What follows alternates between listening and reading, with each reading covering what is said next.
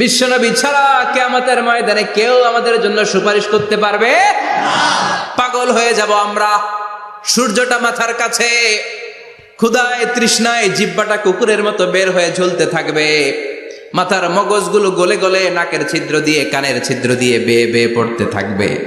বাবা ছেলের দেখলে দিবে দৌড়, বলবে চিনি না, ইয়া নাফসি আল্লাহ আমারে বাঁচাও, ঠিক কিনা? পীর সাহেব মুরিদ রে বলবে চিনি না, মুরিদ পীর সাহেব রে বলবে চিনি না, ভাই ভাই রে চিনবে না। সব নবী আর সব উম্মতের একটাই জিকির, ইয়া নাফসি ইয়া নাফসি। নবীও জিকির করে ইয়া নাফসি, উম্মতও জিকির করে। সবাই সাইয়েদনা আদম রে ধরবে, সাইয়েদনা আদম বলবে আমি পারবো না। নূহের কাছে যাও, সাইয়েদনা নূহ বলবে পারবো না। ইব্রাহিমের কাছে যাও, সাইয়েদনা ইব্রাহিম বলবে পারবো না। মুসা আলাইহিস সালামের কাছে যাও, মুসা আলাইহিস সালাম বলবেন পারবো না। ঈসা আলাইহিস সালামের কাছে যাও, সাইয়েদনা ঈসা আলাইহিস সালাম বলে এত জায়গায় ঘুরে লাভ নাই, জায়গা মতো যাও মিয়া, জায়গা মতো যাও। মাকামে মাহমুদে বিশ্বনবীকে সেজদায় পড়ে থাকতে দেখবা। ওই নবী ছাড়া আজকের এই ভয়ঙ্কর আমাদের সবার বিপদের দিন, এই বিপদের দিনে আল্লাহর সামনে দাঁড়িয়ে কথা বলার মতো সাহস আজকে কারো নাই। বিশ্বনবী কাঁদতে থাকবেন, সেজদায় পড়ে কাঁদবেন। সবার জিকির ইয়া নাফসি ইয়া নাফসি, বিশ্বনবীর জিকির ইয়া উম্মতি। কাঁদতে কাঁদতে নবী আমার বেহুশ, সবাই বিশ্বনবীর চারদিকে দাঁড়িয়ে থাকবে গোল হয়ে। আমার নবী মাকামে মাহমুদে সেজদায় পড়ে থাকবে। বিশ্বনবীর কান্না দেখে আল্লাহর সহ্য হবে না। আল্লাহ বলবে না নবী ইরফা রাসাক, মাথা উঠান, আর সইতে পারি না। সাল তুতা, এবার চান, কি লাগবে আপনার সব দেব। ওয়াশফা তুশাফা, যার জন্য সুপারিশ করবেন তাকেই জান্নাত দিয়ে দেব। বিশ্বনবী বলেন লিকুল্লি নবিয়্যিন দাওয়া মুস্তাজাবা, সব নবীর দুনিয়াতে একটা স্পেশাল দোয়া ছিল, এটাকে বলে দাওয়া মুস্তাজাবা। এই দোয়াটা করলেই কবুল করে নিয়েছে কে? আল্লাহ।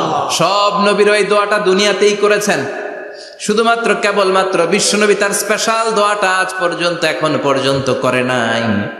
বিশ্বনবী বলেন ওয়া ইন্নী আখতাবিউ দাওয়াতি শাফাআতান লি উম্মতি ইয়াউমাল কিয়ামাহ, আমি আমার দোয়াটা, আমি আমার স্পেশাল সাপ্লিকেশনটা কিয়ামতের দিন কঠিন মুসিবতের কালে তোমরা যখন বিপদে পড়ে যাবা, আমার স্পেশাল দোয়াটা ওই দিন করে আমি তোমাদের সুপারিশ করে জান্নাতে পাঠায়া দেব।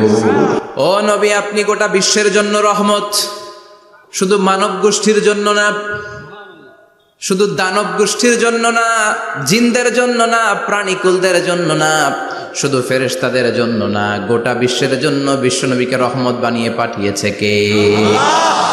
সবার জন্য রহমত।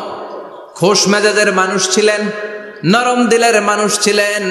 ফাবিমা রাহমাতিম মিনাল্লাহি লিনতা লাহুম ওয়ালাউ কুনতা ফাযযান গালিযাল কলবি লানফাদ্দু মিন হাওলিক। আল্লাহ বললেন ও নবী, আপনার হৃদয়টা বড় নরম, সফট হার্টেড মানুষ আপনি, কোমল হৃদয়ের মানুষ আপনি, খোশ মেজাজের মানুষ। বিশ্বনবী এত খোশ মেজাজের মানুষ ছিলেন, বিশ্বনবী যেখানেই যেতেন ওখানে মানুষের ভিড় হয়ে যেত। যেখানেই যেতেন পিছু পিছু লোকজন ছুটতো, কারণ খুশ মেজাজের তো, সফট হার্টের, হৃদয়টা কোমল, ওনার সাথে কথাই বলতে মনে চায়, টাইম পাস করতে মনে চায়। আল্লাহু আকবার। বাচ্চাদের জন্য রহমত। ছোট বাচ্চারা বিশ্বনবীর সামনে যদি কখনো চলে আসতো, বিশ্বনবী ওনার কোমল হাতটা বাচ্চাদের মাথার মধ্যে হাত বুলিয়ে দিতে। এমন কোন বাচ্চা বিশ্বনবীর সামনে দিয়ে ক্রস করতে পারতো না যে বাচ্চার মাথায় বিশ্বনবী হাত বুলাতেন না। নাতিদেরকে অনেক আদর করতেন। হাসান আর হুসাইন রাইহানাতাইন, বিশ্বনবীর সুগন্ধি। হাসান বিশ্বনবীর কোলে উঠলে সাইয়েদনা হুসাইন কোলে ওঠার জন্য কান্না করতেন, আবার হুসাইন কোলে উঠলে হাসান কান্না করতেন। আবার সাইয়েদনা হাসান বিশ্বনবীকে ঘোড়া বানিয়ে বিশ্বনবীর পিঠের উপরে বসে বিশ্বনবীর চুল ধরে টেনে টেনে খেলা করতে। বিশ্বনবী ঘোড়া, আর ঘোড়ার বাদশা হচ্ছে হাসান। সুবহানাল্লাহ পড়বেন না? কি খুনসুটি, কি সম্পর্ক।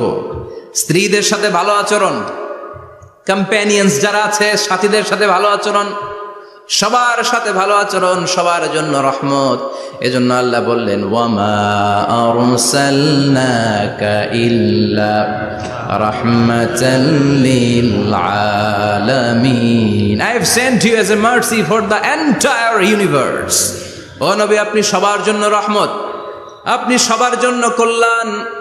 আপনার মধ্যে রহমতের বাড়িধারা এত বেশি, আপনি হ্যাঁ বললে শরীয়তের হুকুম হালাল হয়ে যায়, আপনি না বললে শরীয়তের হুকুম হারাম হয়ে যায়। আবার আপনি আঙ্গুল তুললে চাঁদ 2 ভাগ হয়ে যায়, জমিন থেকে পা তুললে আপনি আকাশে মেরাজে চলে যান। কি স্ট্যাটাস! কুড ইউ ইমাজিন কি স্ট্যাটাস আল্লাহ ওনাকে দিয়েছে। উনি হ্যাঁ বললে এটা হালাল, কারণ কোনটা হালাল কোনটা হারাম এটা ওনার কাছ থেকে জেনেছে। উনি যদি বলে ইয়েস, করতে পারবেন আপনারা, হালাল, কোটি কোটি মানুষের জন্য পারমিসিবল, লিগাল। উনি যদি বলেন নো, আমাদের সবার জন্য এটা হারাম, কোটি কোটি মানুষ আর করতে পারবো না। আঙ্গুল তুলেছেন চাঁদ 2 ভাগ হয়েছে, পা তুলেছেন মেরাজে চলে গিয়েছে। আল্লাহু আকবার। তার মানে এমন নবী যে নবীর হা এবং না এগুলো শরীয়তের দলিল, ঠিক কিনা? এ নবী এমন নবী, এ নবীরে বাদ দিলে কোরআন বোঝা যায় না, এ নবীরে বাদ দিলে হাদিস বোঝা যায় না, এ নবীরে বাদ দিলে নামাজ বোঝা যায় না, ঠিক কিনা? কারণ কেমন করে নামাজ পড়তে হবে এই নবী আমাদেরকে হাতে কলমে শিখিয়েছে। সল্লু কামা রাআইতুমুনি উসাল্লি, আমি যেমনি সালাত পড়ি তেমনি পড়ো। বিশ্বনবী যেমন শিখিয়েছেন তার বাইরে অন্য কোন নিয়মে সালাত পড়লে হবে নাকি? কথা বলেন। ফজরের সালাত 2 রাকাত, আপনি যদি পড়েন 3 রাকাত, কবুল হবে নাকি?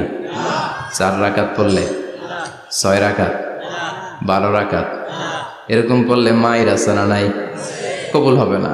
অনেক বেশি পড়েছেন, সময়ও দিয়েছেন বেশি, কবুল হবে না। কেননা বিশ্বনবী যেভাবে শিখিয়েছে ওইভাবে পড়েন নাই তো, ঠিক কিনা? আবার বিশ্বনবী যেমন রোজা রেখেছেন তেমন রাখতে হবে। কেমন করে রোজা রাখতে হয় বিশ্বনবী শেখালেন। ফজর থেকে শুরু করে সন্ধ্যা পর্যন্ত রোজা রাখবেন। আপনি সকাল থেকে শুরু করে আসর পর্যন্ত রেখে আসরের পর ইফতারি করলে হবে নাকি? কথা বলেন। কারণ বিশ্বনবীর পদ্ধতিতে হয় নাই। আবার এই নবীকে বাদ দিলে হজ বোঝা যায় না, কেননা এই নবী কেমন করে হজ করতে হয় আমাদেরকে শিখিয়েছেন। বিশ্বনবী ওনার পুরো জীবনে 4টা উমরা করেছেন, একটা মাত্র হজ করেছেন। আর বলেছেন খুযু আন্নী মানাসিকাকুম, কেমন করে হজ করতে হয় আমার কাছ থেকে তোমরা শিখে নাও। হজের সিস্টেম কি আমার থেকে শিখে নাও। মাত্র একবার হজ করেছেন, তাতেই হজের সব আহকামগুলো আমাদের কাছে ক্রিস্টাল ক্লিয়ার, স্বচ্ছ কাচের মতো, স্ফটিক কাচের মতো, স্বচ্ছ পানির মতো এত সুন্দর তিনি বর্ণনা দিয়েছেন। এই বর্ণনার উপর ভিত্তি করে লক্ষ লক্ষ মানুষ গোটা বিশ্ব থেকে কাবার প্রান্তরে জমা হয়, ঠিক কিনা? মাসাবাতান লিন্নাসি ওয়া আমনা, গোটা বিশ্বের মানুষের মিলন কেন্দ্র। আপনি যখন মসজিদুল হারামে যাবেন, মসজিদে নববীতে যাবেন, দেখবেন আজান হয়ে গেলে লক্ষ লক্ষ মানুষ কাবার দিকে ছুটে, ঠিক কিনা? আজান হওয়ার সাথে সাথে শারে আল হিজরা দিয়ে, জারওয়াল দিয়ে, গাজ্জা দিয়ে, আজিয়াদ রোড দিয়ে পঙ্গপালের মতো মানুষগুলো কাবা কেন্দ্রিক হতে শুরু করে। কারণ কাবা হচ্ছে অ্যাসেম্বলি পয়েন্ট, গ্যাদারিং পয়েন্ট, এটা মিলন কেন্দ্র। এই কাবাকে কেন্দ্র করে প্রতিদিন লক্ষ লক্ষ মানুষের মিলন মেলা বসে। চিল্লায় বলেন ঠিক কিনা? কেমন করে হজ পালন করবেন বিশ্বনবী শেখালেন। কারণ বিশ্বনবীরে বাদ দিলে হজ বোঝা যায় না। তার মানে বুঝলাম উনি হ্যাঁ বললে হালাল, না বললে হারাম। উনারে বাদ তো কোরআন বাদ, উনি বাদ তো হাদিস বাদ। কথা বলেন। উনি বাদ তো নামাজ বাদ, উনি বাদ তো রোজা বাদ, উনি বাদ তো হজ বাদ। এজন্য উনারে বাদ দিলে কোরআন বোঝা যায় না, নামাজ বোঝা যায় না, উনারে বাদ দিলে হজ বোঝা যায় না। তাই উনার সাথে যারা বেয়াদবি করবে ওদেরকেও এমনি এমনি ছেড়ে দেয়া যায় না। বিশ্বনবীর সাথে যদি বেয়াদবি করে এটা অনেক বড় ধরনের বেয়াদবি, এটা রাষ্ট্রীয় আইন করে ওকে শাস্তি দিতে হবে, ঠিক কিনা? বিশ্বনবীর বিরুদ্ধে যদি ব্লগে কিছু লিখে, কেউ ব্লগ লিখে, বিশ্বনবীর পারিবারিক জীবন নিয়ে যদি কেউ কটু কথা বলে, বাজে মন্তব্য করে, বিশ্বনবীর ব্যাপারে যদি শাহবাগের চত্বর থেকে, প্রজন্ম চত্বর থেকে কোনো কথা বলে, ওই বেয়াদব গুলারে ফাঁসির রশিতে ঝুলানোর দরকার আছে না নাই? Very sensitive issue. বিশ্বনবীর সম্মান গোটা উম্মার সম্মান। কারণ বিশ্বনবী বাদ তো পুরো ইসলাম বাদ। এজন্য আমার নবীর বিরুদ্ধে কথা বললে ওর সাথে আমাদের কোনো কথা নাই। চিল্লায় বলেন ঠিক কিনা? এই সেন্সিটিভ ইস্যুতে আমরা সবাই এক। এখানে জামাত ইসলাম নাই, হেফাজত ইসলাম নাই, তাবলীগ নাই, আলিয়া নাই, কওমি নাই। বিশ্বনবীর সাথে বেয়াদবি করলে ওগুলোকে রাষ্ট্রীয়ভাবে ফাঁসি দেওয়ার দরকার, শাস্তি দেওয়ার দরকার আছে না নাই? সবাই একমত? এই বেয়াদবগুলোর সাথে আমাদের কোনো সম্পর্ক নাই, চিল্লায় বলেন ঠিক কিনা? এই বেয়াদবগুলো যদি নবীর ব্যাপারে আর কিছু বলে সবাই মাঠে নামতে রাজি আছেন তো? এদের বিরুদ্ধে মুষ্টিবদ্ধ হাত নিয়ে ময়দানে থাকতে রাজি আছো তো মুসলমান? কারা কারা রাজি হাত তুলে আল্লাহর দেখা?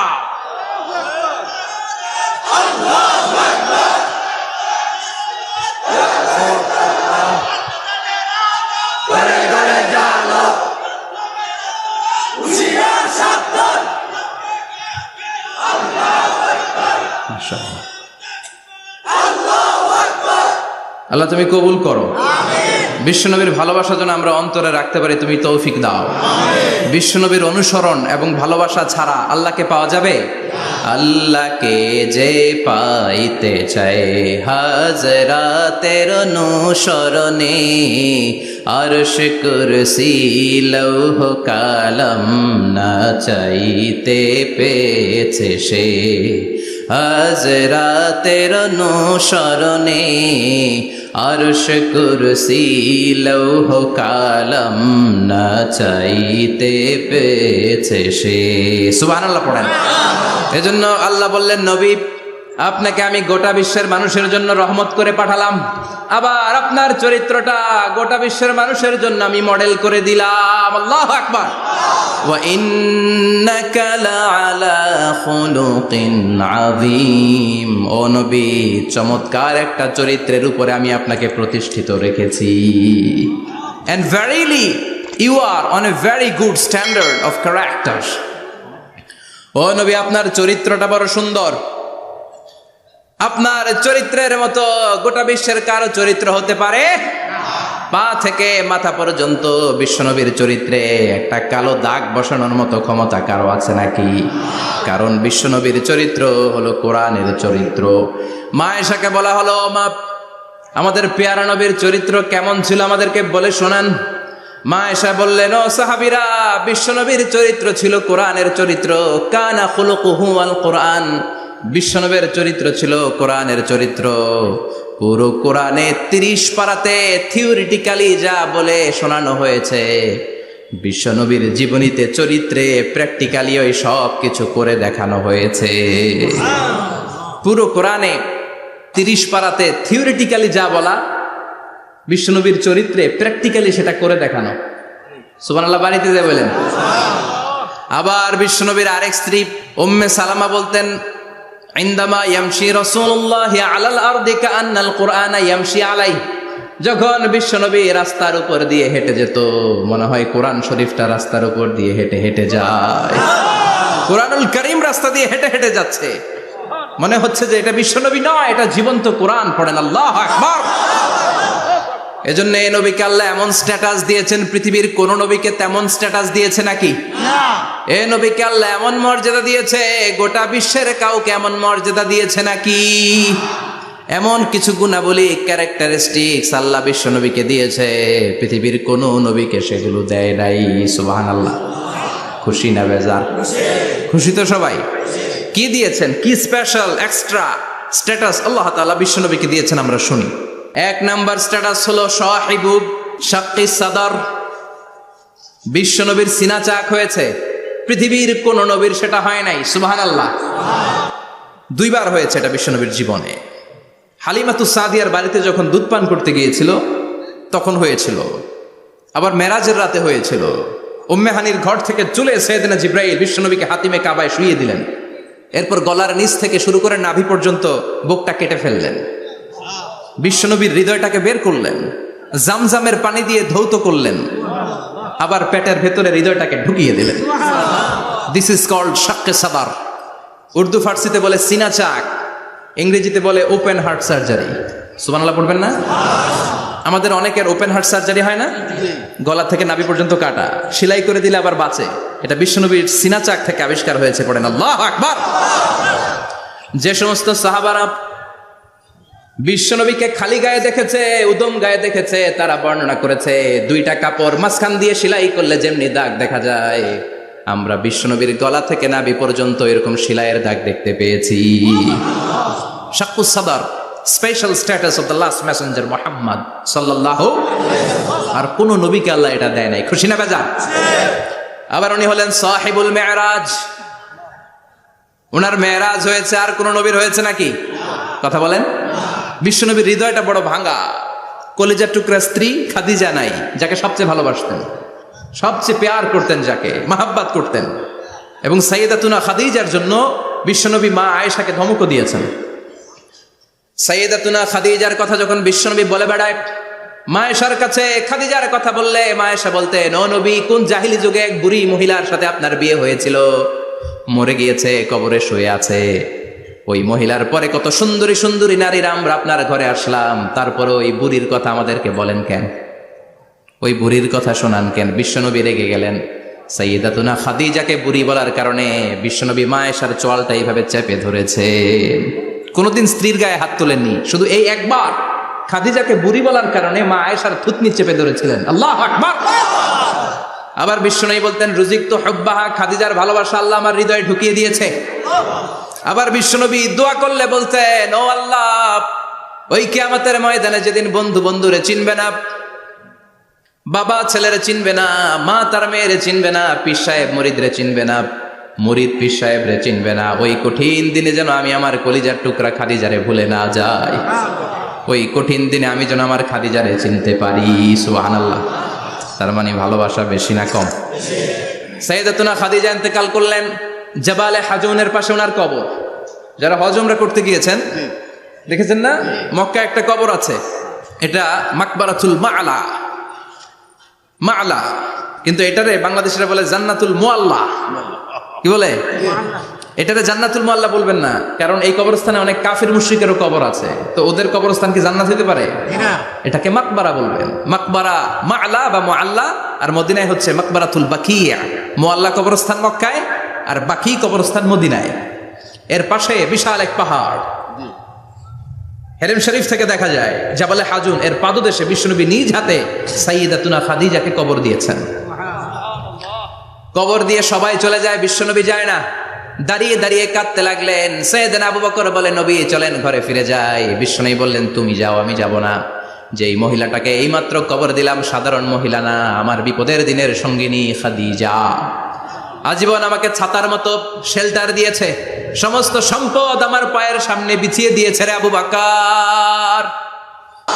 কি প্যার করতেন বিশ্বনবীকে। সাইয়েদাতুনা খাদিজা ইন্তেকাল করলেন, চাচা আবু তালেব ইন্তেকাল করল। দাওয়াত দেওয়ার জন্য বিশ্বনবী ওই তায়েফের ময়দানে গেলেন। তায়েফের ছেলেরাও পাথর মেরে বিশ্বনবীর দেহটারে ঝাঁঝরা করে দিল। বলেন ঠিক কিনা? খেয়ে না খেয়ে দিন প্রচারের কাজে নিজেকে দিয়েছ বিলিয়ে, তায়েফের কাফিরেরা চিনল না সে আলো, দুষ্ট ছেলেদের পিছু দিল লেলিয়ে। পাথরের আঘাতে ক্ষত বিক্ষত হয়ে সারা শরীর থেকে রক্ত ঝরে। হে রাসূল, তোমাকে ভুলি আমি কেমন করে?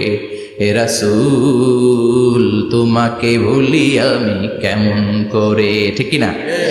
খাদিজা নাই, আবু তালেব নাই, তায়েফে যে মার খেয়ে আসলেন, অন্তরটা একেবারে ভাঙা, আর মন বসে না, কিচ্ছু ভাল লাগে না। বিশ্বনবীর মনের ভেতরে হাহাকার। বিশ্বনবীর মনে হলো, ডানে বায়ে দুনিয়ায় আমার মনে হয় কেউ নাই। বিশ্বনবী দুনিয়ায় বসে কষ্ট পায়, আরশের উপর থেকে এগুলো দেখে কে? আল্লাহ প্ল্যান করছেন কেমন করে আমার বন্ধুর মনটারে ভালো করা যায়। বিশ্বনবীকে স্পেশাল সারপ্রাইজ দেওয়ার জন্য আল্লাহ প্ল্যান করলেন। জিব্রাইল ডেকে বললেন, ও জিব্রাইল, আমার পেয়ারা নবীকে স্পেশাল সারপ্রাইজ দিব, কিন্তু এই সারপ্রাইজের গিফটটা তোমার হাত দিয়ে আমি দিতে চাই না, তুমি দিয়ে আসলে হবে না। আমার পেয়ারা নবীকে দুনিয়া থেকে টান দিয়ে আমার আরশের উপরে নিয়ে আসো। সাহিবুল মেরাজ, যেই নবীর মেরাজ হয়েছে আর কোন নবীর হয় নাই। এই মেরাজ করতে যে কত কাণ্ড, কত প্ল্যান প্রোগ্রাম আল্লাহর। টাইমের স্পিডকে আল্লাহ থামিয়ে দিলেন। মক্কা থেকে উঠিয়ে বিশ্বনবীকে এক মরুভূমিতে রাখা হলো রাতে। বললেন দোয়া করেন। দোয়া করে বিশ্বনবী বললেন, ভাই জিবরাইল, এটা কোন জায়গা, কোথায় দোয়া করব? সাইয়েদনা জিবরাইল বলেন, নবী কিছুদিন পরে এই জায়গায় আপনি হিজরত করে আসবেন, এই জায়গার নাম ইয়াসরিব, মদিনা। দোয়া করলেন। আবার সেখান থেকে তুলে এক পাহাড়ে রাখা হলো, নবী দোয়া করেন। দোয়া করে নবী বললেন, এটা কোন পাহাড়? অন্ধকার, আমি তো কিছু চিনি না। সাইয়েদনা জিব্রাইল বললেন, নবী এটা সাধারণ পাহাড় নয়, এই পাহাড়ের কথা আল্লাহ কোরআনে বলেছেন, এই পাহাড়ের কসম আল্লাহ কোরআনে খেয়েছেন। এই পাহাড়টা হলো আপনার ভাই মুসার পাহাড়, তুর পাহাড়। তুর পাহাড়ে তিনি দোয়া করলেন। কত কিছু করে বিশ্বনবীকে আল্লাহর আরশে নিয়ে যাওয়া হলো, সাহিবুল মেরাজ। বিশ্বনবী ছাড়া আর কোন নবীর কি এরকম মেরাজ হয়েছে? সবাই বলেন হয়েছে। এরপর উনি হলেন সাহিবুস শাফা, শাফাতের মালিক। বিশ্বনবী ছাড়া কিয়ামতের ময়দানে কেউ আমাদের জন্য সুপারিশ করতে পারবে না। পাগল হয়ে যাব আমরা। সূর্যটা মাথার কাছে, ক্ষুধায় তৃষ্ণায় জিহ্বাটা কুকুরের মতো বের হয়ে ঝুলতে থাকবে। মাথার মগজগুলো গলে গলে নাকের ছিদ্র দিয়ে কানের ছিদ্র দিয়ে বেয়ে বেয়ে পড়তে থাকবে। বাবা ছেলের দেখলে দিবে দৌড়, বলবে চিনি না, ইয়া নাফসি আল্লাহ আমারে বাঁচাও, ঠিক কিনা? পীর সাহেব মুরিদ রে বলবে চিনি না, মুরিদ পীর সাহেব রে বলবে চিনি না, ভাই ভাই রে চিনবে না। সব নবী আর সব উম্মতের একটাই জিকির, ইয়া নাফসি ইয়া নাফসি। নবীও জিকির করে ইয়া নাফসি, উম্মতও জিকির করে। সবাই সাইয়েদনা আদম রে ধরবে, সাইয়েদনা আদম বলবে আমি পারবো না। নূহের কাছে যাও, সাইয়েদনা নূহ বলবে পারবো না। ইব্রাহিমের কাছে যাও, সাইয়েদনা ইব্রাহিম বলবে পারবো না। মুসা আলাইহিস সালামের কাছে যাও, মুসা আলাইহিস সালাম বলবেন পারবো না। ঈসা আলাইহিস সালামের কাছে যাও, সাইয়েদনা ঈসা আলাইহিস সালাম বলে এত জায়গায় ঘুরে লাভ নাই, জায়গা মতো যাও মিয়া, জায়গা মতো যাও। মাকামে মাহমুদে বিশ্বনবীকে সেজদায় পড়ে থাকতে দেখবা। ওই নবী ছাড়া আজকের এই ভয়ঙ্কর আমাদের সবার বিপদের দিন। এই বিপদের দিনে আল্লাহর সামনে দাঁড়িয়ে কথা বলার মতো সাহস আজকে কারো নাই। বিশ্বনবী কাঁদতে থাকবেন, সেজদায় পড়ে কাঁদবেন। সবার জিকির ইয়া নাফসি ইয়া নাফসি, বিশ্বনবীর জিকির ইয়া উম্মতি। কাঁদতে কাঁদতে নবী আমার বেহুশ, সবাই বিশ্বনবীর চারদিকে দাঁড়িয়ে থাকবে গোল হয়ে। আমার নবী মাকামে মাহমুদে সেজদায় পড়ে থাকবে। বিশ্বনবীর কান্না দেখে আল্লাহর সহ্য হবে না। আল্লাহ বলবে না নবী ইরফা রাসাক, মাথা উঠান, আর সইতে পারি না। সাল তুতা, এবার চান, কি লাগবে আপনার সব দেব। ওয়াশফা তুশাফা, যার জন্য সুপারিশ করবেন তাকেই জান্নাত দিয়ে দেব। বিশ্বনবী বলেন লিকুল্লি নবীন দাওয়া মুস্তাজাবা, সব নবীর দুনিয়াতে একটা স্পেশাল দোয়া ছিল, এটাকে বলে দাওয়া মুস্তাজাবা। এই দোয়াটা করলেই কবুল করে নিয়েছে কে? আল্লাহ। সব নবীর এই দোয়াটা দুনিয়াতেই করেছেন, শুধুমাত্র কেবলমাত্র বিশ্বনবী তার স্পেশাল দোয়াটা আজ পর্যন্ত এখন পর্যন্ত করে নাই। বিশ্বনবী বলেন ওয়া ইন্নী আখতাবিউ দাওয়াতি শাফাআতান লি উম্মতি ইয়াউমাল কিয়ামাহ, আমি আমার দোয়াটা, আমি আমার স্পেশাল সাপ্লিকেশনটা কিয়ামতের দিন কঠিন মুসিবতের কালে তোমরা যখন বিপদে পড়ে যাবা, আমার স্পেশাল দোয়াটা ওই দিন করে আমি তোমাদের সুপারিশ করে জান্নাতে পাঠায়া দেব। সাহিবুশ শাফাআ, বিশ্বনবী ছাড়া কথা বলার মতো ক্ষমতা, স্পর্ধা, সাহস সেদিন কারো থাকবে না। চিৎকার করে বলেন ঠিক কিনা? আবার উনি সাহিবুল কাউসার, উনি কাউসারের মালিক। আল্লাহ ওনাকে কাউসার দিবেন। অন্য নবীদেরও দিছে না? কথা বলেন, কাউসার দিয়েছে। কি মজার পানি, আহলা মিনাল আসাল, মধুর চাইতেও মিষ্টি। সুইটার দেন হানি, মধুর চাইতেও মিষ্টি। আব্রাদু মিনাস সালজ, বরফের চাইতেও ঠান্ডা। আবিয়াদু মিনাল লাবান, দুধের চাইতেও সাদা। এক ঢোক যে পান করবে আজীবনের জন্য তৃষ্ণা চলে যাবে। সাহিবুল কাউসার, তৃষ্ণার চোটে আমরা পাগল পারা হয়ে বিশ্বনবীর কাউসারের দরবারে যাব। বিশ্বনবী পেয়ালার মধ্যে করে করে আমাদেরকে কাউসার পিলাবেন। এই কাউসারের ক্ষমতাও রব্বুল আলামিন পৃথিবীর কোন নবীকে দেন নাই। সব নবীরাও বিশ্বনবীর কাছে চেয়েছে কাউসার সেদিন খাবে। সুবহানাল্লাহ পড়বেন না? সাহিবুল কাউসার, সাহিবুল মিরাজ, সাহিবুশ শাফাআ, সাহিবুল মাকাম আল মাহমুদ। আজানের পরে দোয়াতে বলি না, আতি মুহাম্মাদিনিল ওয়াসিলাতা ওয়াল ফাদিলা ওয়া বা'আসু মাকামান মাহমুদা। ও আল্লাহ, আমার নবীর আপনি মাকামে মাহমুদ দেন। মুফাসসিরিন ইকরাম, মুহাদ্দিসিন ইকরাম এই মাকামে মাহমুদ কি এটার ব্যাখ্যা করতে যে হয়রান হয়েছেন। কেউ বলেছেন কিয়ামতের ময়দানে বিশাল একটা সিংহাসন, কেউ বলেছে জান্নাতের মধ্যে একটা সিংহাসন, কেউ বলেছে না না, আমার আল্লাহর আরশের পাশে স্পেশাল একটা জায়গা আছে, ওই জায়গাটার নাম হলো মাকামে মাহমুদ। ওখানে বিশ্বনবী বসবেন। এই নবীর সাথে কারো স্ট্যাটাসের কোনো তুলনা চলে? কথা বলতে হবে। এই নবীরে গালি দিলে কলিজায় আগুন লাগে না? এই নবীর বিরুদ্ধে কথা বললে মুসলমান সইতে পারে? এমন স্ট্যাটাস আল্লাহ বানালেন, এত মর্যাদা আল্লাহ দিলেন, এত সম্মান দিলেন, গোটা বিশ্বের কোন নবীরে দেয় নাই। আবার বিশ্বনবী বলতেন নুসিরতু বির-রু'বি মাসিরাতা শাহর, আমাকে আল্লাহ ভয় দিয়ে সাহায্য করেছেন। আমি যেই জায়গায় দাঁড়িয়ে থাকি আমার ডানে বায়ে সামনে পেছনে 1 মাসের জায়গা পর্যন্ত কোনো কাফির আমার সামনে আসতে পারে না ভয়ে। 1 মাসের জায়গা পর্যন্ত কোনো কাফির যদি দাঁড়ায় থাকে, বিশ্বনবীর জন্য ভয়ে তার কলিজায় ধুকধুকানি শুরু হয়ে যায়। ধরেন আমি ওনারে ভয় পাই, কাছে আসলেই না ভয়, দূরে গেলে তো আমি পালোয়ান, ঠিক কিনা? উনি আছে কোম্পানিগঞ্জ বাজারের ওইদিকে, আমি এদিকে, আমি পালোয়ান, স্বাস্থ্যের সমস্যা নাই, ঠিক কিনা? কারণ কাছে নাই। কিন্তু বিশ্বনবী এমন পাওয়ারফুল ছিলেন, কাছে আর দূরে কোনো কথা না, ডানে বায়ে সামনে পেছনে 1 মাসের দূরত্ব। এই লোকেশনের মধ্যে যদি কোনো কাফির মুশরিকের আন্ডা বাচ্চা থেকে থাকে, বিশ্বনবীর ব্যাপারে ভয় তাদের অন্তরের মধ্যে ঢুকিয়ে দেয় কে? এজন্য বিশ্বনবীর সাথে কারো মর্যাদার কোনো তুলনা চলে না। বিশ্বনবী আমাদের মডেল। আমাদের মডেল কে? কথা বলেন, সবাই বলেন। আপনাদের মনোযোগ আছে না গেছে? জিমাই পড়তেছেন মনে হয়। আজকে বিশ্বনবীর জীবনী থেকে 3টা কথা শুনবো। এই 3টা কথা শুনে মানার চেষ্টা করব, তারপর আমরা একসাথে বিদায় নিব। পড়েন ইনশাআল্লাহ। প্রথমে জানবো আমার নবী দেখতে কেমন ছিলেন। জানতে মনে চায় না? চাঁদের চেয়ে সুন্দর ছিলেন, ঠিক কিনা? আমরা হাদিসের আলোকে দেখার চেষ্টা করব আসলে তিনি কতটা সুন্দর ছিলেন। তাহলে প্রথমে শুনবো উনি দেখতে কেমন ছিলেন, তারপর শুনবো ওনার আচরণ কেমন ছিল। দেখতে কেমন ছিলেন মানে বাহিরটা কেমন, আর আচরণ মানে ভিতরটা কেমন, ঠিক কিনা? 3 নম্বরে আমরা শুনবো ওনার মেধা, বুদ্ধি, ইন্টেলেকচুয়াল ক্যাপাসিটি কেমন ছিল। কষ্ট হয়ে যাচ্ছে না তো? আলোচনা কঠিন মনে হচ্ছে? প্রথম পয়েন্টে আমরা শুনবো আমার নবী দেখতে কেমন ছিলেন।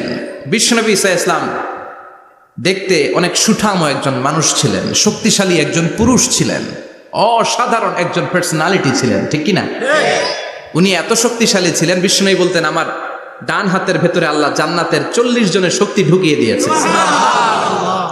উনি মক্কার সবচেয়ে বড় কুস্তিগির রুকানাকে ধরে মাটিতে 3 বার আছাড় মেরেছেন। শক্তি বেশি না কম? সুবহানাল্লাহ পড়বেন না? যৌবনকে ধরে রাখতে হবে, ঠিক কিনা?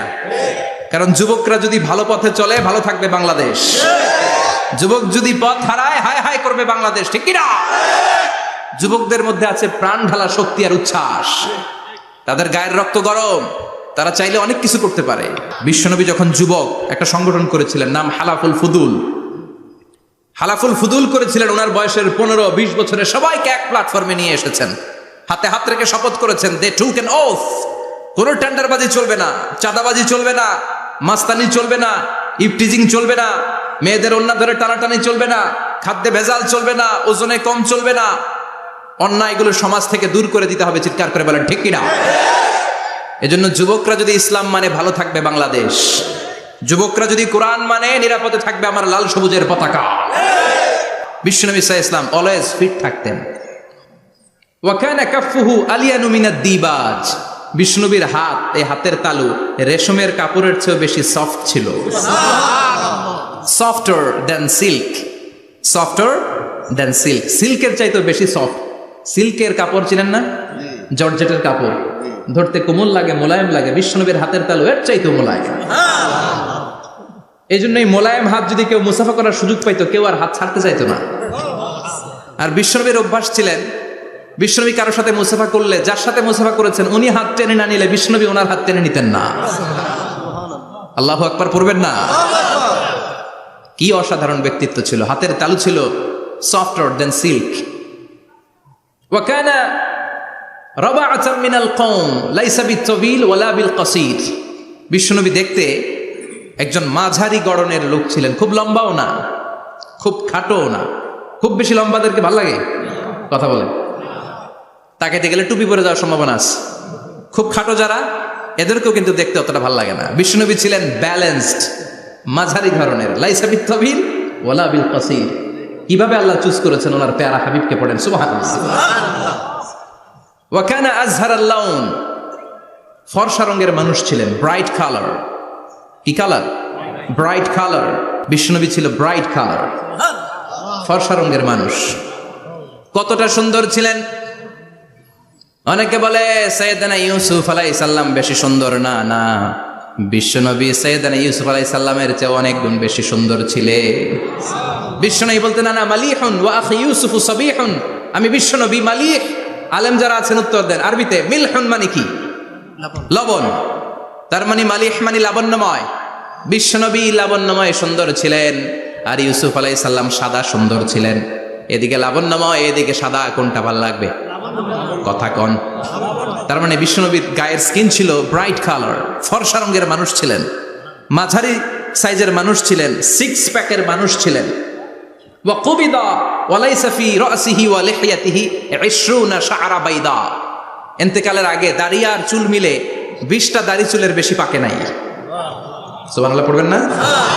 দাড়ি আর চুল মিলে মোট পাকছিল কয়টা?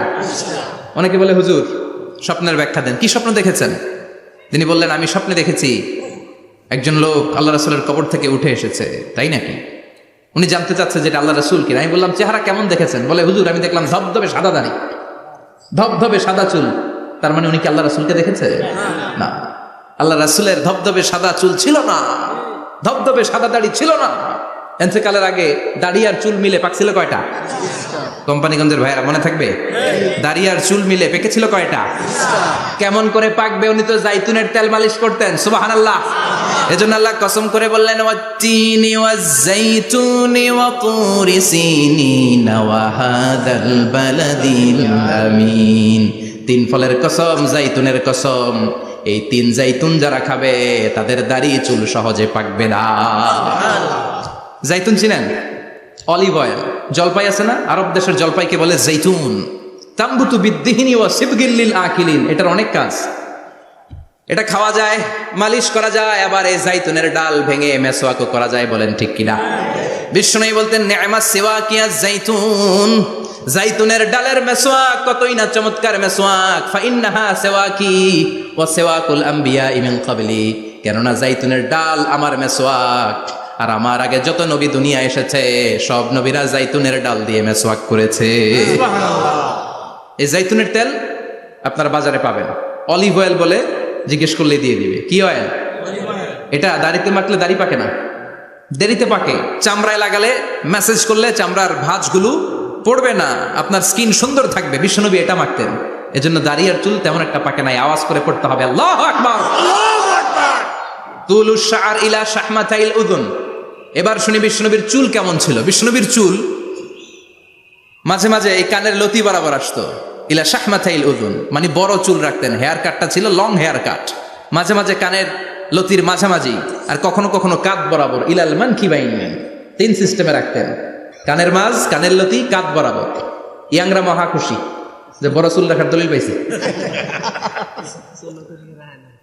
সুন্নতের নিয়তে রাখতে হবে, একটা ভদ্র কাটিং হইতে হবে। আর ইউনিভার্সিটি আর স্কুলের স্টুডেন্ট হলে ইউনিভার্সিটির ড্রেস কোড, হেয়ার কাট মেনে চলতে হবে, ঠিক কিনা? আর সুন্নাতের নিয়তে যদি রাখতে চাও, একটা ভদ্রতা থাকতে হবে, একটা সৌন্দর্য থাকতে হবে। ইদানিং অনেক ছেলেরা খুব অদ্ভুত কাটিং দেয়, এই হেয়ার কাটগুলো নিষিদ্ধ। একটা হেয়ার কাট আছে কাজাহ, নাহা রাসূলুল্লাহি আনিল কাজাহ। বিশ্বনবী কাজাহ কাটিং দিতে নিষেধ করেছেন। কাজাহ মানে চুলের কিছু অংশ ট্রিম করে চামড়ার সাথে লাগানো, কিছু অংশ বড় বড়, এরকম আছে না নাই? এটারে আমি বলি ঘোড়া কাটিং। কি কাটিং? ঘোড়া কাটিং। ঘোড়ার মাথায় এরকম লম্বা চুল আছে না নাই? কেউ যদি এখানে থেকে থাকো, মাইন্ড করো না, নেক্সট ডে আর এই হেয়ার কাট নিবা না, ঠিক কিনা? কাজে আছি তো? আমার যুবকরা পছন্দ করে বেশি, আমিও পছন্দ করি ওদেরকে খুব বেশি। ওরা আমার কথা বুঝে বেশি, আমিও ওদের হৃদয়ের কথা বুঝি বেশি। এজন্য এগুলো ভালোবেসে বলি। যদি কেউ নিয়ে থাকো এই নিষিদ্ধ হেয়ার কাট, সামনে আর নিবা না। ইনশাআল্লাহ পড়ো, আর জোরে ইনশাআল্লাহ। ওয়া কানা ইউফাররিকু বাইনা শা'রি। চুলের মাঝখানে বিষ্ণুনবী সিঁথি করতেন। আপনারা কাজী নজরুল ইসলামের ছবি দেখেছেন? দেখবেন যে উনি মাঝখানে সিঁথি করতেন। বিষ্ণুনবী এভাবে মাঝখানে সিঁথি করে সিঁথির মাঝখানে আতর ঢেলে দিতেন। কেন ঢেলে দিতেন? যেখানেই সেজদা দিতেন ওই জায়গায় আতরের ঘ্রাণে আমোদ হয়ে যেত। আরিদুস সাদর, বুকটা ছিল প্রশস্ত। ওয়া কানা বাইনা কাতিফাইহি খাতামুন নবুওয়া, আর পিঠের মধ্যে কাজিররিল হাজালা, কবুতরের ডিমের মতো একটা মাহরুন নবুওয়া ছিল। উনি যে শেষ নবী, উনি যে প্রফেট, দ্য লাস্ট মেসেঞ্জার, এটা প্রমাণ আল্লাহ সিল মেরা দিছে। বাম দিকের কাঁধে, ডান দিকে না। কোন দিকে? সাহাবারা যারা এটা দেখেছেন তারা বলেছেন যে আমরা দেখেছি এর মধ্যে কিছু চুলও ছিল, একটু লালচে ছিল, একটু উঁচু ছিল। একদিন বিশ্বনবী বললেন, বান্দার কোনো হক আল্লাহ কোনোদিন ছেড়ে দেয় না। আল্লাহর হক আল্লাহ মাফ করে, বান্দার হকের মাফ নাই। যদিও আমি নবী, আমার উপর যদি কোনো হক থাকে বলো, আমি দিয়ে দেব। কোন সাহাবী দাঁড়ায় না, এক সাহাবী দাঁড়িয়ে বললেন, নবী যুদ্ধের ময়দানে চাবুক চালানোর সময়, লাঠি চালানোর সময় এক কাফেরকে মারতে যেয়ে আপনার লাঠির বাড়ি আমার পিঠের মধ্যে পড়েছে।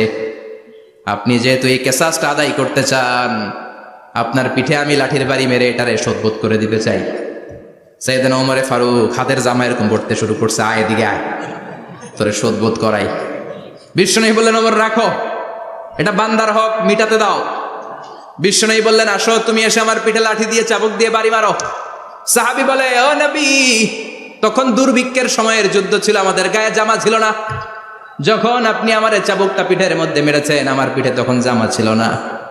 আপনি যদি যথা নিয়মে কেসাসটা আদায় করতে চান, আপনার জামাটা খুলেন, খালি পিঠের মধ্যে বাড়িটা মারিস।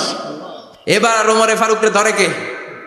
এদিকে আয়, তোরে দেখাইতেছি। বিশ্বনবী বললেন, ওমর থামো, মারতে দাও। বিশ্বনবী উনার জুব্বাটা উপরের দিকে উঠালেন, পিঠের মধ্যে বাড়ি দেওয়ার জন্য ওই সাহাবীকে ডাকলেন। ওই সাহাবী বিশ্বনবীকে পিছন দিক থেকে জড়িয়ে ধরে ওই মোহরে নবুয়তের মধ্যে চুমু দিয়ে ফেলেছে।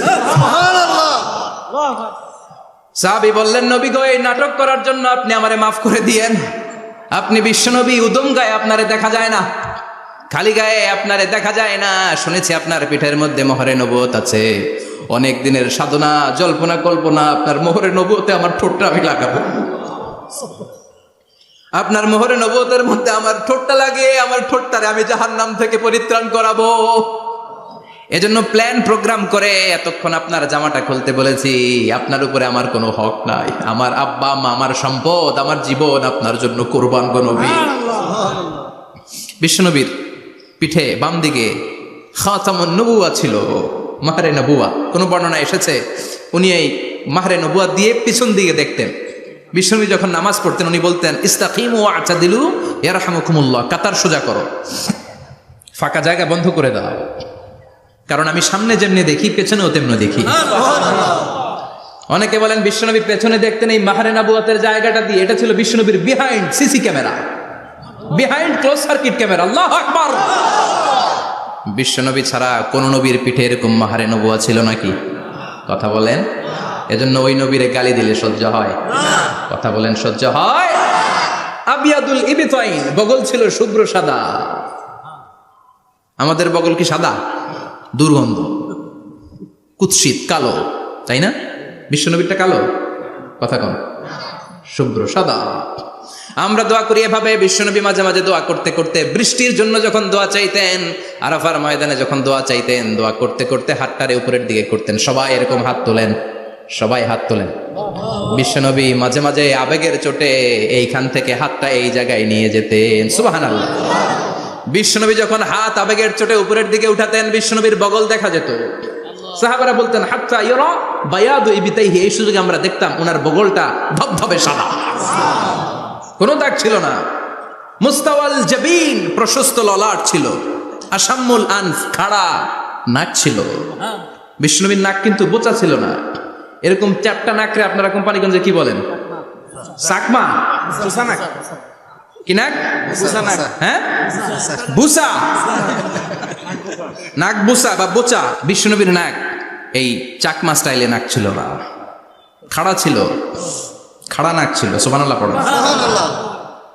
মুফাল্লিজুল আসনান, দাঁতগুলো ছিল পরিপাটি। বিশ্বনবীর দাঁতের দিকে তাকালে, বিশ্বনবীর হাসির দিকে তাকালে মনে হতো হাসিতে যেন মুক্তা ঝরে। বিশ্বনবী দেখতে কেমন ছিল আন্দাজ পাচ্ছেন না মোটামুটি? এই চমৎকার দেহটা নিয়ে যখন আয়নার সামনে দাঁড়াতেন, বিশ্বনবী জোস জোস পোজ দিতেন না।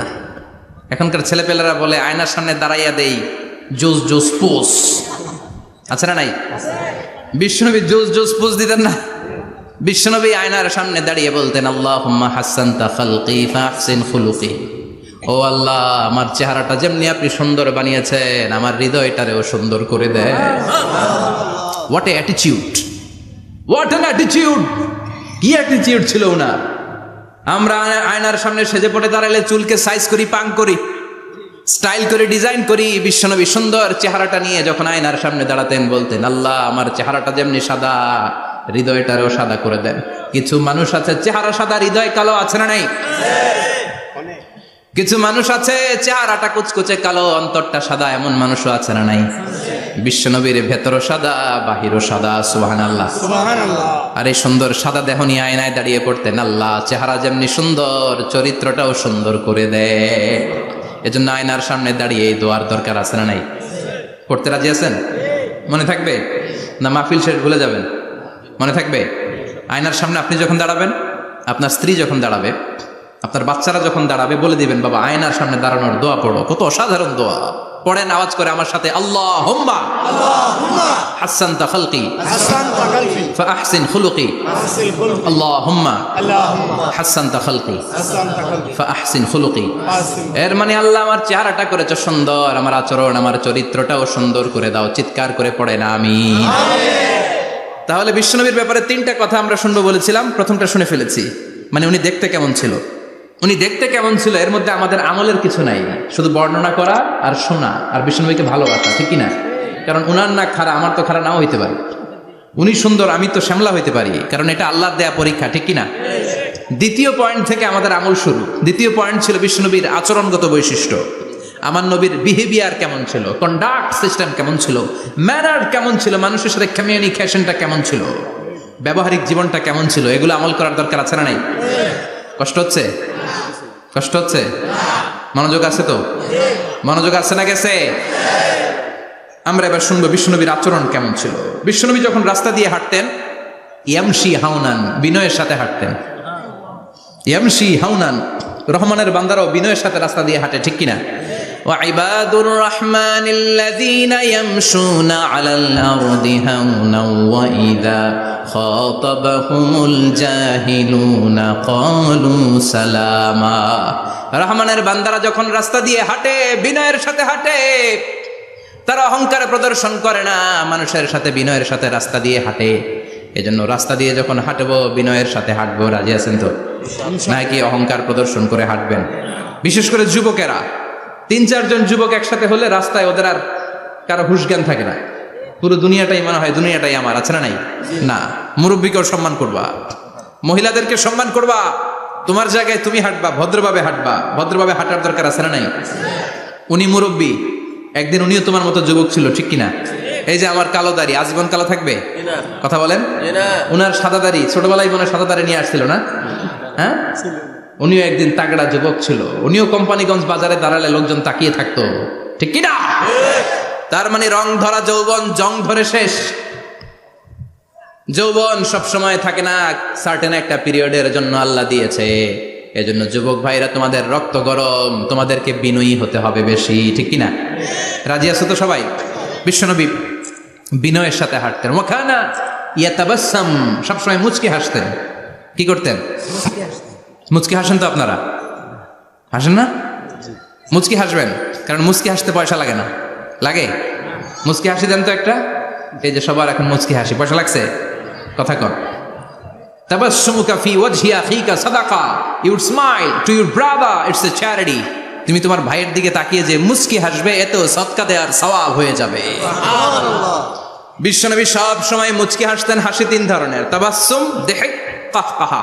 কাহকাহা মানে অট্ট হাসি, আলিফ লাইলার দত্তরা যেমন হাসি দেয় ওই হাসি। এটা নামাজের মধ্যে কেউ দিলে নামাজও শেষ, ওযুও শেষ। আর দিহক, হালকা আওয়াজে হাসি, সামান্য দাঁত দেখা যায় মাঝে মাঝে। বিশ্বনবী মজা করে এরকম হাসি দিতেন, কিন্তু সব সময় বিশ্বনবীর ঠোঁটের মধ্যে মুচকি হাসি লেগেই থাকতো। তাহলে আমরা বিনয়ের সাথে হাঁটবো, নাম্বার 1। নাম্বার 2, সবসময় মুচকি হাসবো। রাজি আছেন? ঘরে যেই স্ত্রীকে একটা মুচকি হাসি দিবেন, আজকে রাতেই দিবেন, যেই একটা মুচকি হাসি। রাজি আছেন? হ্যাঁ, ভালোবাসা বাড়াই দিবে কে? কথা কয় না। ভালোবাসার কথা আসলে আওয়াজ কমে যায়। ভালোবাসার কথাও কোরআনে আছে না নাই? আল্লাহু আকবার। আল্লাহ দাম্পত্য জীবনের ভালোবাসা তুমি বাড়িয়ে দাও, আমিন। ইযাল তাফাতা ইলতাফাতা জামিআন, ইযাল তাফাতা ইলতাফাতা জামিআন। বিশ্বনবীর যদি ডানে বায়ে কোথাও তাকানোর দরকার হতো, উনি আর চোখে তাকাতেন না। অনেকে এইভাবে বসে আছে, ডানে এমনে তাকায়, এমনে আছে না নাই? এইভাবে এমনে তাকায়, আছে না নাই? এভাবে তাকানো যাবে না। বিশ্বনবী ডানে তাকানোর দরকার হলে ইলতাফাতা জামিআন, অ্যাবাউট টার্ন, ঘুরে যেতেন, ঘুরে এইভাবে তাকাতেন। আবার বায়ে তাকানোর দরকার হলে বুকটা নিয়ে, শরীরটা নিয়ে ঘুরে যেতেন, এইভাবে তাকাতেন। সুবহানাল্লাহ পড়বেন না? আর চোখে তাকানো কি ভালো স্বভাব? বিশ্বনবী ইদাল তাফাতা ইলতাফাতা জামিআন, যেদিকে তাকাবেন ওদিকে ফুললি মনোনিবেশ করতেন, তারপরে তাকাতেন। সুবহানাল্লাহ পড়েন। ওয়া কানা মুস্তাহিয়ান, লাজুক ছিলেন, বেশ লাজুক। এখন সমাজে লাজুকতা নাই, লাজ শরম আমরা হারাতে বসেছি, ঠিক কি না? বিশ্বনবী আসাদ্দু হায়াআন মিনাল আযরা ফি খিদরিহা, যেই মেয়েদের বিয়ে হয় নাই, এমন ভার্জিন নারী, কুমারী নারী যারা পর্দার ভেতরে অনেক লাজুক হয়ে বসে থাকে, বিশ্বনবী পর্দার আড়ালে ওই কুমারী নারীদের চাইতেও বেশি লাজুক ছিলেন। এত লাজুক ছিলেন, এত লাজুক ছিলেন, লজ্জা পেলে চেহারাটা বিশ্বনবী লাল হয়ে যেত। ছোট্টবেলায় হালিমাতুস সাদিয়ার বাড়িতে যখন দুধ খেতে গিয়েছিলেন, বিশ্বনবীর দুধমা হালিমাতুস সাদিয়া বলে, এই কুরাইশি মোহাম্মদ ছেলেটাকে কখনো কাঁদতে দেখি নাই। ক্ষুধা লাগলেও কাঁদে না, ব্যথা পেলেও কাঁদে না, শুধু লজ্জাস্থানের জায়গা থেকে কাপড়টা একটু সরে গেলে ছোট্ট মোহাম্মদ চিৎকার দিয়ে ওঠে। কি বোঝে সে? ক্ষুধা লাগলেও কাঁদতো না, ব্যথা পেলেও কাঁদতো না, লজ্জাস্থানের জায়গা থেকে কাপড় সরে গেলে বিশ্বনবী চিৎকার দিয়ে উঠতেন। সুবহানাল্লাহ পড়েন। এজন্য লজ্জা শরমের দরকার আছে না নাই? ইযা লাম তাস্তাহি ফাসনা মা শিতা, যদি লজ্জা শরম না থাকে যা মন চাই তাই করতে পারো। এটা আমাদের বাংলাদেশে ব্যাপক, লাজ শরম কিচ্ছু নাই। এজন্য লাজুকতার বড় দরকার। যেখানে যার বসা দরকার সে সেখানে যাবে। কিয়ামতের আগে যেই লোক যেই চেয়ারে বসার দরকার ওই লোক ওই চেয়ারে বসবে না। এটা হলো কিয়ামতের আলামত। জোরে কোন ঠিক কিনা? সভাপতি হওয়ার যোগ্যতা নাই, সভাপতি হয়, আছে না নাই? সেক্রেটারি হওয়ার যোগ্যতা নাই, সেক্রেটারি হয়, এরকম সমাজে আছে না নাই? নেতা হওয়ার যোগ্যতা নাই, নেতা হয়, আছে না নাই? সবগুলো কিয়ামতের আলামত। আমার বিশ্বনবী এমন লাজুক ছিলেন, বিশ্বনবীর মতো এমন লাজুক নবী আর কেউ ছিল নাকি? কথা বলেন। ওয়াকানা আসহাবুল মাইমানা, বিশ্বনবী ডানপন্থী ছিলেন। কি পন্থী? কি পন্থী? বিশ্বনবী সব ভালো কাজগুলো ডান দিক দিয়ে করতে পছন্দ করতেন। জামা পরলে ডান দিক দিয়ে, খাবার বিতরণ করলে ডান দিক দিয়ে, মুসাফা করা শুরু করলে ডান দিক দিয়ে, ডান দিক দিয়ে ভালো কাজ বিশ্বনবী পছন্দ করতেন। সুবহানাল্লাহ পড়েন। আসহাবুল মাইমানা, বিশ্বনবী মেহমানদারি করতে পছন্দ করতেন। আমরা করি তো? মেহমানদারি করান? মেহমান ঘরে আসলে ভালো লাগে? খারাপ লাগে কার কার দেখি? সবার ভালো লাগে, কিন্তু আমরা অনেকে খুশি হই না। মেহমান আসলে নাখোশ হই, নিজে খাইতে পাই না। মেহমান আইছে কে? খাওয়ামো করতে, খাওয়ান নাই, যেন ও খাওয়ান বানাইছে। খাওয়ান পাঠায় কে? আল্লাহ। রিজিক দেয় কে? আল্লাহ। গোটা বিশ্বের সবাই মিলে আমরা একটা চাল বানাতে পারবো নাকি? ও মিয়া চাইনিজ চাউল না, চাইনিজ ডিম না, ওগুলা সবাই পারে, ঠিক কিনা? আল্লাহর বানানো ন্যাচারাল চাল, গাছের মধ্যে হওয়া যেই চাল, ধান আল্লাহ তৈরি করেছে, এরকম ধান, এরকম একটা পেয়ারা, এরকম ছোট্ট একটা কমলার টুকরা গোটা বিশ্বের সবাই মিলে বানাতে পারে নাকি? এজন্য রিজিকের মালিক কে? মেহমান আপনার রিজিকে ভাগ বসাতে আসে না, সে তো তার রিজিক নিয়ে আসে। সে আরো এসে আপনার রিজিকে বরকত ঢুকিয়ে দিয়ে যায়। চিল্লা এখন ঠিক কিনা? কারণ আমরা বরকতে বিশ্বাসী। বরকত বিশ্বাস করেন? 5 লাখ টাকা মাসে কামায়, ডাইন হাতে বা হাতে, আছে না নাই? হালাল হারাম ইচ্ছা মতো কামায়, মাস শেষে কিচ্ছু থাকে না, এরকম ডাকাইত আছে না নাই? হসপিটালের একটা বিল পরিশোধ করতে 3 লাখ চলে যায়, ঋণের বোঝায় জর্জরিত, রাতে ঘুম নাই, তার মানে বরকত নাই। আরেকজনের বেতন 20,000, কয় হাজার? বাড়ি ভাড়া 6,000, বাজার খরচ 6,000, ছেলে মেয়ের স্কুলের বেতন 6,000, বেড়ায় দান করে আরো 1,000, আরো থাকে। সুবহানাল্লাহ পড়েন। দিস ইজ কল্ড বারাকা।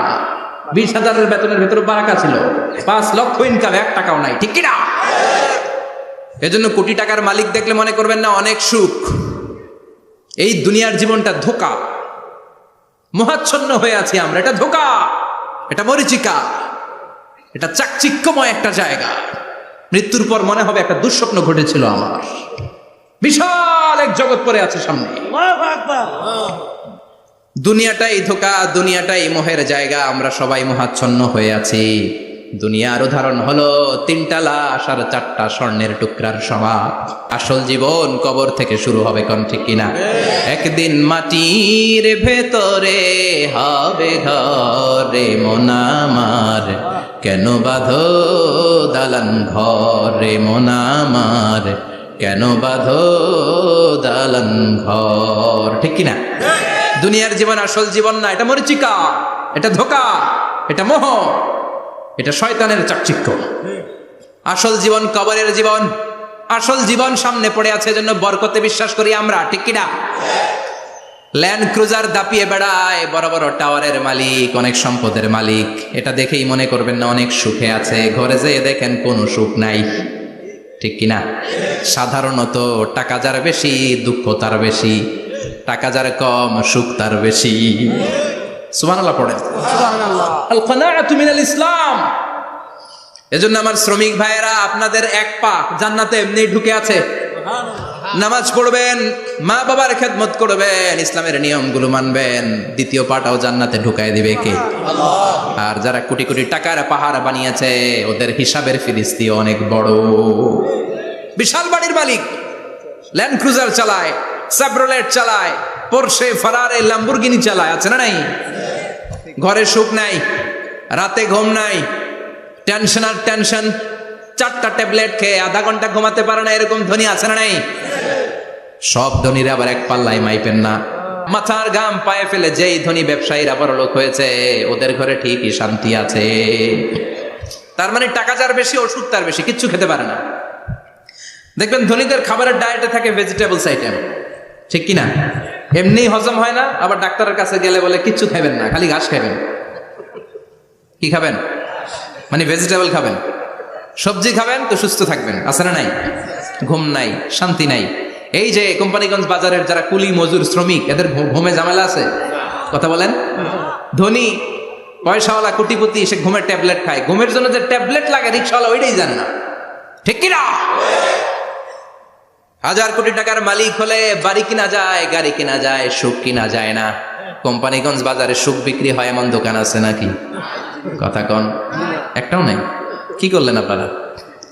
সুখের দোকান দিতে পারলেন না? কি আজীব তামাশা! টাকা দিয়ে সুখ কিনা যায় না, গাড়ি কিনা যায়, বাড়ি কিনা যায়, কিন্তু সুখ নো ওয়ে, কেনা যায় না। টাকা হলে জাজিম কিনা যায়, বালিশ কিনা যায়, ঘুম কিনা যায় না। ঘুম কিনা যায়? ফার্মেসিতে ডাক্তারের কাছে যে যদি বলেন 2000 টাকার ঘুম দেন, দিবে?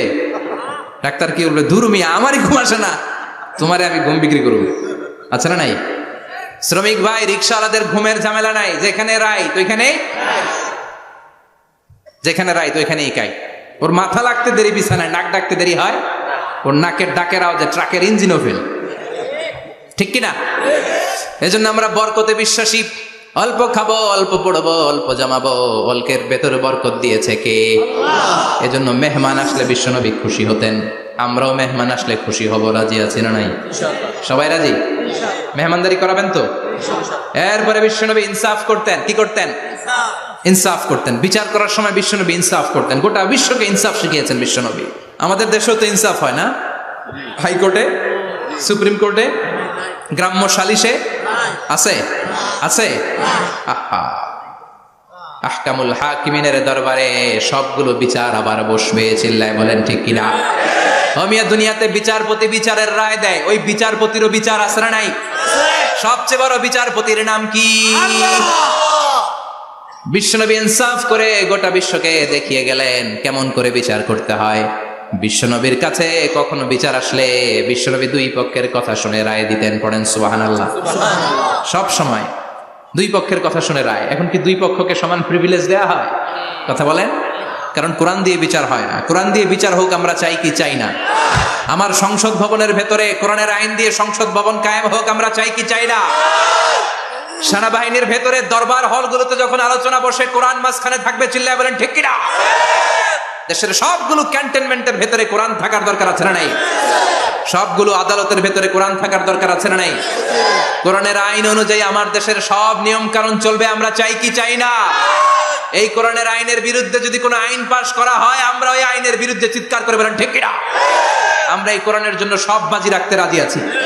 আমরা জীবন বাজি রাখতে রাজি আছি। আমরা দেহের তাজা রক্ত বিলিয়ে দিতে রাজি আছি। জোরে বলেন ঠিক কিনা? আমরা যেন দেখে যেতে পারি যে এই দেশে কালেমার পতাকা পতপত করে উড়েছে। আমরা যারা ইসলামের পক্ষে, এটাই আমাদের অপরাধ। আমরা ইসলামকে একটা বিজয়ী শক্তি হিসেবে দেখতে চাই। আমরা ইসলামকে পার্লামেন্টের ভেতরে দেখতে চাই। আমরা কালিমার পতাকা পতপত করে উঠছে, এটা দেখে যেতে মরতে চাই। চিল্লায় বলেন ঠিক কিনা? বিশ্বনবী ইনসাফ শিখালেন। বিচার আসলে দুই পক্ষের কথা শুনতেন।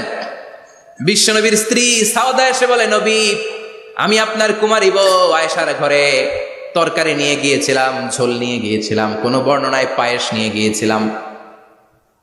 তরকারি দেওয়ার পরে আপনার স্ত্রী রেগে বলে, তরকারি দিলা কেন? আমি কি তরকারি রাঁধতে পারি না? আনলা কেন? রাগের চোটে তরকারির ঝোল নিয়ে পায়েস নিয়ে আমার গালের মধ্যে মাখিয়ে দিয়েছে আপনার বউ। আপনি তো শ্রেষ্ঠ বিচারক, কোন বিচার করে দেন। দুই বউয়ের মধ্যে ঝগড়া আছে না নাই? বিশ্বনবী সাউদার কথা শুনলেন, মা আয়েশাকে ডেকে পাঠালেন।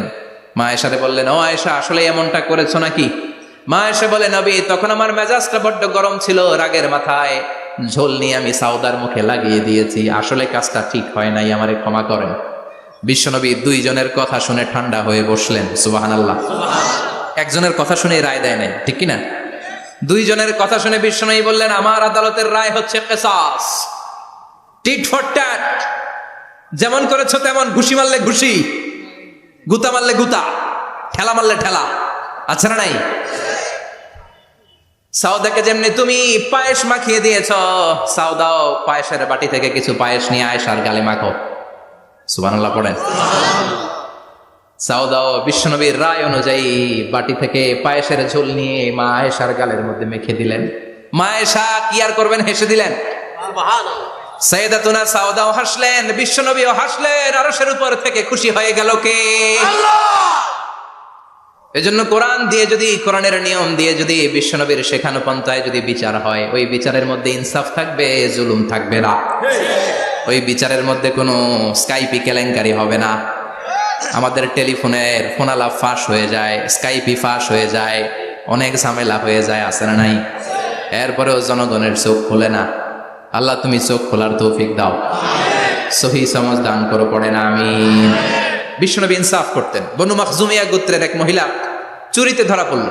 কিসে ধরা পড়ল? কথা বলেন। চুরিতে। চুরি করলে নিয়ম কি? লাউ চুরি করলে, আম চুরি করলে, কলা চুরি করলে হাত কাটা যাবে না, এটা বড় চুরি। সুবহানাল্লাহ। উমরে ফারুক বলেছেন, দুর্ভিক্ষের বছরে কেউ যদি চুরি করে তার হাত কেটে দেয়া যাবে না, কারণ এটা অভাবের চুরি, এটা স্বভাবের চুরি না, ঠিক কিনা? ঘরে খাবার নাই, পেটে দানা পানি নাই, লাউ চুরি করছে, মুরগি চুরি করছে, এই চোরের হাত কেটে দিও না, কারণ সে ক্ষুধার্ত। পেটে খাবার আছে, গায়ে জামা আছে, সমাজে সম্মান আছে, তারপরে পুরো দেশটা খেয়ে ফেলতেছে, এরকম ডাকাত আছে না নাই? দেশের টাকা পাচার করে, ব্ল্যাক মানি করে, এরকম ডাকাত আছে না নাই? ঘুষ খেতে খেতে পেটটা এরকম হাতির মতো মোটা করেছে, এরকম ডাকাত আছে না নাই? দেশের সবকিছু লুণ্ঠন করে, এরকম আছে না নাই? এই ডাকাতদের হাত কাটার মধ্য দিয়ে হাত কাটার প্রোগ্রাম শুরু করতে হবে। এরকম একটা ডাকাতের হাত কেটে যদি দেশের গভর্নমেন্ট বাইতুল মোকাররমে জুমার নামাজের সামনে লাইভ সম্প্রচার করে, সারা বাংলাদেশের 18 কোটি মানুষ যদি দেখে, আর কেউ চুরি করবে?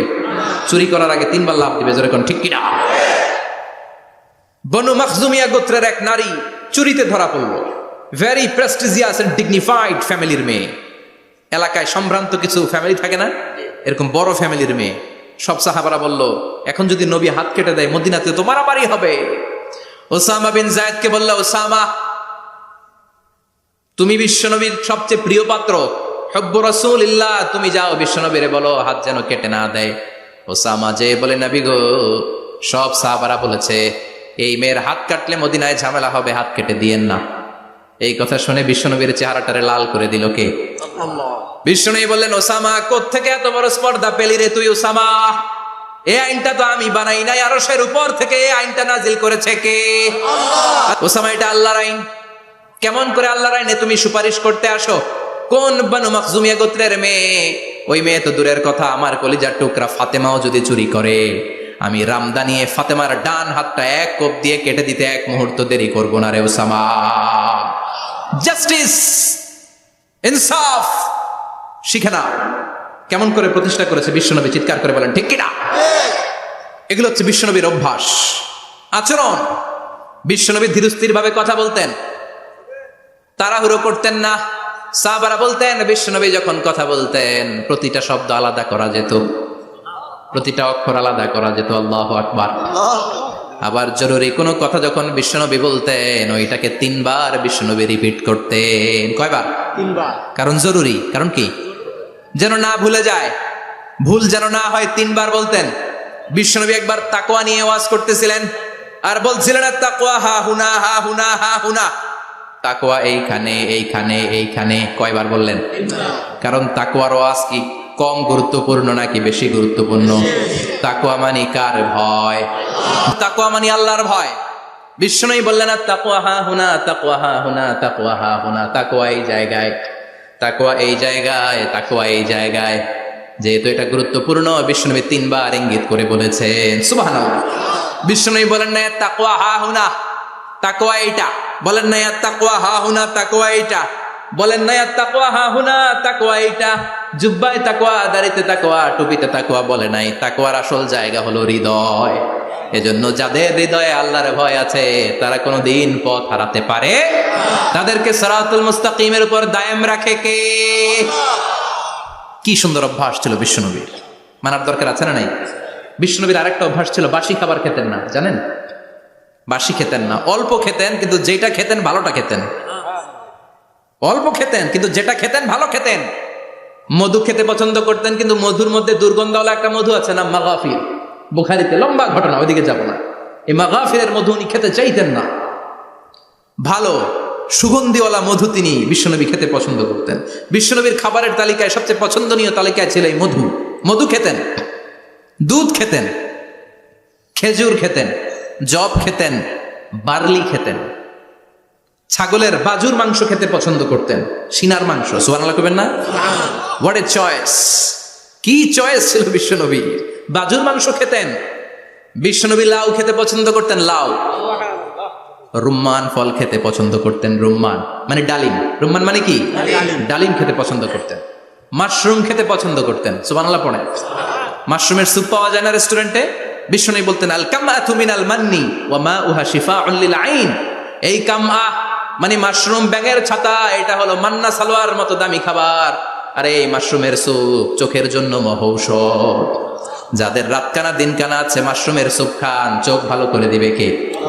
এজন্য বিশ্বনবী যেগুলো খেত এগুলো খাওয়ার দরকার আছে না নাই? বিশ্বনবীর যে সুন্দর চরিত্র ছিল, আচরণ ছিল, এগুলো পালনের দরকার আছে না নাই?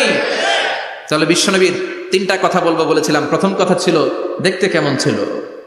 অনেক কথা এত বলা যাবে না, সংক্ষেপে বললাম যে বিশ্বনবীর আচরণ কেমন ছিল। এখন শুনবো, শেষ কথা বলে যাই, বিশ্বনবীর ইন্টেলেকচুয়াল পাওয়ার কেমন ছিল, ওনার বুদ্ধিমত্তা কেমন ছিল। Our beloved prophet Muhammad, the last messenger, was a very good mediator. বিশ্বনবী ভালো মিডিয়েটর ছিলেন।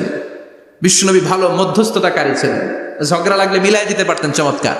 সুবহানাল্লাহ। বাড়িতে যায়া জিমায় পড়ছেন? কষ্ট হচ্ছে? আর কয়েক মিনিট পড়বো, একটা তাকবীর দেন, লিল্লাহি তাকবীর। He was a very good mediator. মধ্যস্থতাকারী ব্যক্তিত্ব ছিলেন। স্বামী স্ত্রীর মধ্যে ঝগড়া লাগলে মিলাইয়া দিতেন, বন্ধু বন্ধু ঝগড়া মিলাইয়া দিতেন, সমাজে সমাজে মারামারি মিলাইয়া দিতেন। মক্কা থেকে মদিনায় যখন গেলেন, মদিনায় 120 বছরের একটা যুদ্ধ চলছিল, কেউ যুদ্ধটা থামাতে পারে না। বিশ্বনবী 7 দিনের ব্যবধানে যুদ্ধ থামিয়ে দিলেন। Intellectual capacity, very good mediator. এজন্য বিশ্বনবীর উম্মত যারা, তাদের অভ্যাস হবে ঝগড়া লাগায় দেওয়া যাবে না, মিলাইয়া দিতে হবে। ঠিক কিনা? আমরা যদি ঝগড়া দেখি দূর থেকে আরো লাগায় দিতে চাই, আছে না নাই? বিশ্বনবী ভেরি গুড মিডিয়েটর ছিলেন। বিশ্বনবী লজিক্যাল এবং রেশনাল ছিলেন, বুদ্ধিমত্তাকে কাজে লাগাতেন। এক সাহাবী এসে বলেন, নবী ইযান লি বিজিনা, আমারে জিনার অনুমতি দেন। কিসের অনুমতি? কার কাছে অনুমতি চাইলো? অন্যান্য সাহাবারা এই যুবক ছেলেটাকে ধমকাতে লাগলো, বসো, এই মিয়া বসো। বিশ্বনবীর কাছে কি কথা বলে এগুলা? ওই যুবক বসে রইল। বিশ্বনবী কাজ সারলেন, এরপর বললেন আইনাস শাবাব, ওই যুবকটা কোথায়, এদিকে আসো, কি চাইছো বলো। কয় বিশ্বনবী আপনি আমারে জিনা করার অনুমতি দেন। বিশ্বনবী যুবকটারে কাছে ডেকে আনলেন, বললেন ও যুবক, তোমার ঘরে বোন আছে কিনা? কয় আছে। তোমার বোনের সাথে কোনো পুরুষ জিনা করুক তোমার কেমন লাগবে? সে বলে আমি এই পুরুষটারে হত্যা করব। হত্যা করবা? ওকে, ডান। তোমার ঘরে মা আছে কিনা? আছে। তোমার মায়ের সাথে পর পুরুষ জিনা করবে, কেমন লাগবে? আমি সাইজ করবো ওরে। তোমার ঘরে স্ত্রী আছে কিনা? আছে। তোমার স্ত্রীর সাথে যদি কেউ জিনা করে কেমন লাগবে? বলে আমি তারে ছাড়বো না। বিশ্বনবী বললেন, তাহলে যেই মহিলার সাথে তুমি জিনা করবা সেও তো কারো বোন, সেও তো কারো স্ত্রী, সেও তো কারো মা। ঠিক কিনা? সুবহানাল্লাহ। What an intellectual capacity. যুবক বলে, তাই তো, এইভাবে তো ভাবি নাই। আমি যার সাথে পাপ কর্ম করব সেও তো কারো বোন হবে, সেও তো কারো মা হবে, সেও তো কারো স্ত্রী হবে। ও নবী, আপনি আমারে মাফ করে দেন, আমার জন্য দোয়া করে দেন যেন তাকওয়ার উপর জীবন প্রতিষ্ঠা করতে পারি। লজিক্যালি জিনিসকে সলভ করার চেষ্টা করতেন। মুআয ইবনে জাবালকে বিশ্বনবী সাল্লাল্লাহু আলাইহি ওয়াসাল্লাম ইমাম বানিয়ে পাঠালেন। উনি ইমামতি করতে গেলেন এক মসজিদে। মাগরিবের সালাতে উনি লম্বা কেরাত ধরলেন। এশার নামাজ শুরু করলেন সূরা বাকারা দিয়ে, কোরআনের সবচেয়ে ছোট সূরা। হ্যাঁ, বড়? কত বড়? বিশাল বড়।